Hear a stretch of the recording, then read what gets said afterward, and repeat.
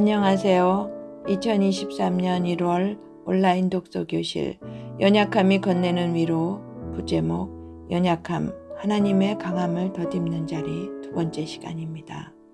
파트 2 성경 속 인물들의 연약함 1. 나 잘난 삭개오 살다 보면 겉과 속이 다른 사람을 주변에서 많이 볼 수 있다. 성경에 등장하는 삭개오가 바로 그런 사람이었다. 삭개오는 세리장의 신분을 남용해 정해진 것보다 더 많은 세금을 징수하고 일부를 본인이 편취하는 식으로 부를 축적해 갔다. 돈과 권력을 통해 강한 척해 보이려 했으나 마음속에는 채워지지 않는 갈급함을 가지고 있었던 삭개오. 종이장처럼 얇고 나약했던 그는 예수님을 보겠다는 일념으로 돌무화과 나무 위에 올라갔고 예수님을 영접함으로써 새 사람으로 거듭났다. 돌무화과 나무 위로 올라가는 적극적인 행동 그 자체가 그에게 있어서는 가장 큰 용기였고 이는 곧 자신의 연약함을 드러내는 행위였던 것이다. 예수님은 연약함을 드러낸 삭개오를 직접 찾아오셨고 그의 내면에 있는 연약함을 긍휼히 여겨주셨다. 그리고 삭개오가 그 연약함의 자리에서 벗어날 수 있도록 새로운 기회를 주셨다.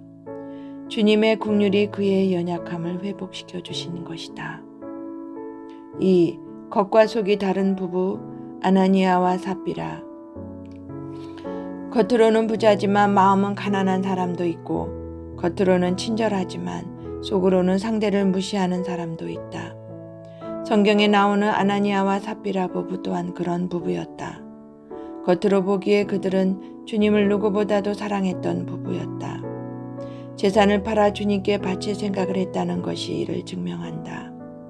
하지만 그들은 하나님께 벌을 받았다.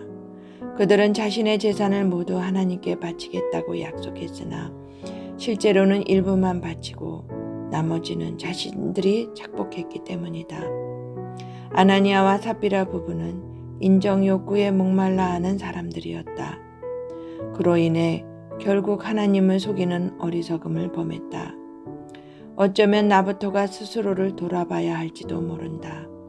그럴듯한 그리스도인으로 보이기 위해 목사가 되려고 했던 것은 아닌지, 직함을 얻으면 신앙심이 더욱 깊어 보이기 때문에 안수 집사나 권사가 되려고 했던 것은 아닌지 스스로 돌아봐야 할 필요가 있다. 우리는 모두 너나 할 것 없이 나약한 존재이고 연약함은 죄와 허물의 자리로 우리를 늘 인도한다. 이는 하나님께서 우리의 삶에 역사하셔서 연약함의 허상을 드러내시고 이를 통해 우리가 스스로 더욱 겸손해지도록 하시기 위함이다. 겉으로 보이는 모습이 아닌 진정한 나 자신의 모습을 갖고 나가야 한다. 3. 교만한 바리새인.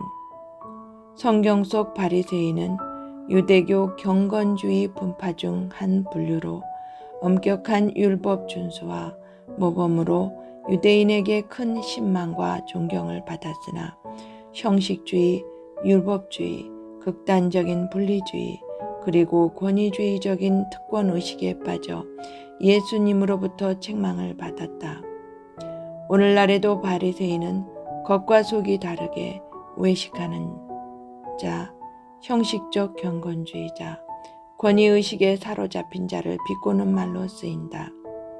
바리새인은 기도하면서도 자신의 의로움을 과시했던 전형적인 자기애성 인격장애 환자였다. 자기 자신을 더 사랑하고 다른 사람을 업신여겼다.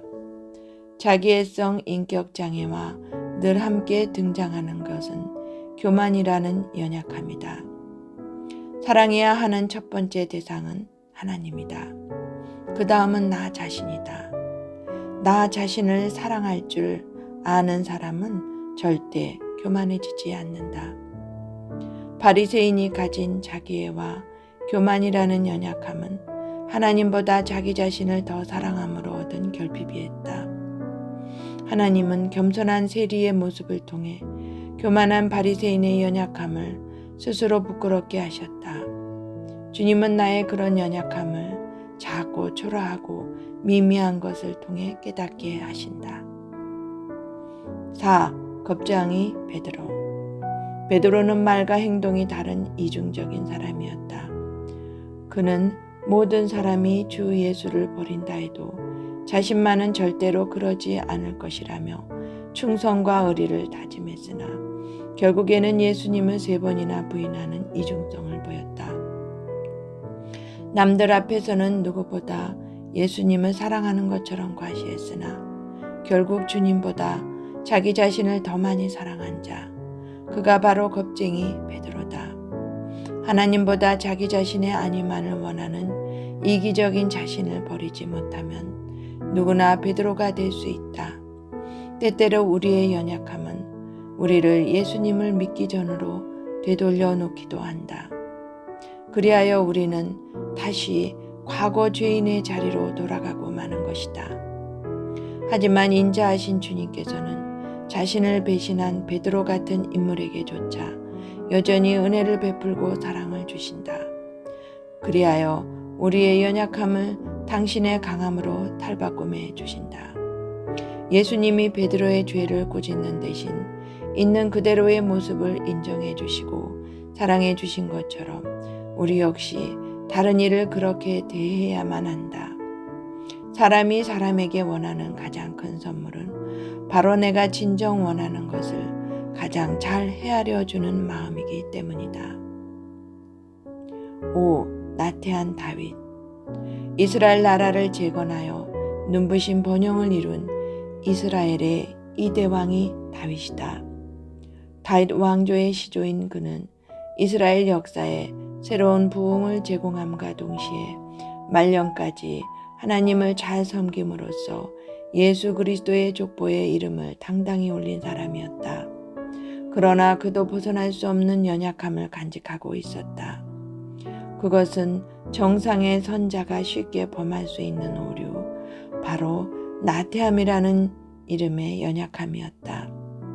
테마는 모두 죄의 유혹이 된다. 부지런한 시간에는 다른 잡념이 찾아오지 않아 스스로 발전할 수 있지만 무력하고 한가하게 게을리 시간을 보내고 있으면 우리의 마음속에는 온갖 잡념들과 세상의 유혹들이 찾아온다.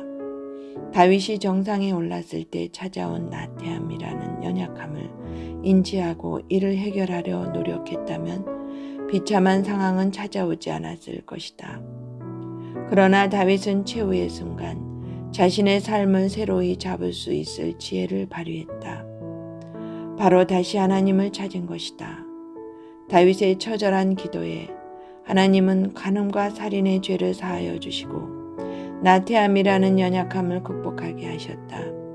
우리는 종종 사역을 할 때 우리가 세운 목표만을 달성하기 위해 달려간다. 그것은 명성과 재산, 인기를 성취하도록 할 수 있지만 결국에는 허무와 나태에 빠지도록 유혹하기도 한다.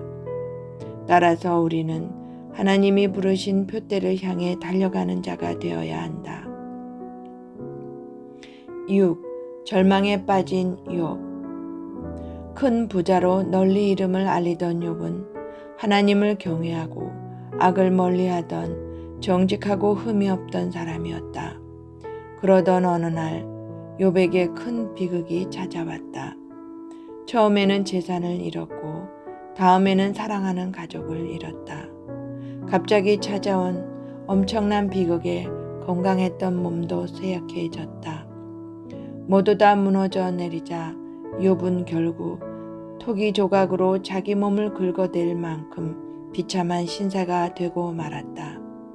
엄청난 절망이 순식간에 찾아와 그의 인생 전부를 파도처럼 쓸어가 버린 것이다. 욥도 그랬다. 느닷없이 찾아온 절망 때문에 삶에 어떠한 소망도 가지지 못했다. 그래서 하늘도 땅도 바라보지 않고 하나님이 아닌 자신의 운명만을 바라보며 신세를 한탄했다. 그러나 다행히도 그는 자신의 절망 속에만 계속 사무쳐 있지 않고 다시 고개를 들어 하나님을 찾는 기도를 올렸다. 욥은 절망 속에서도 소망이신 하나님을 눈으로 보고 회개하면서 절망을 극복할 수 있었다. 욥이 최후의 순간 하나님께 손을 내밀어 구원을 받았듯 우리도 하나님께서 삶을 다시 일으켜 주실 것이라는 강한 확신과 믿음을 가져야만 절망에서 벗어날 수 있다. 하나님이 나의 인생을 붙잡고 계시기에 반드시 다시 일어날 수 있음을 믿으며 절망과 맞서야 한다. 이것으로 1월 온라인 독서교실 두 번째 시간을 마치겠습니다. 감사합니다.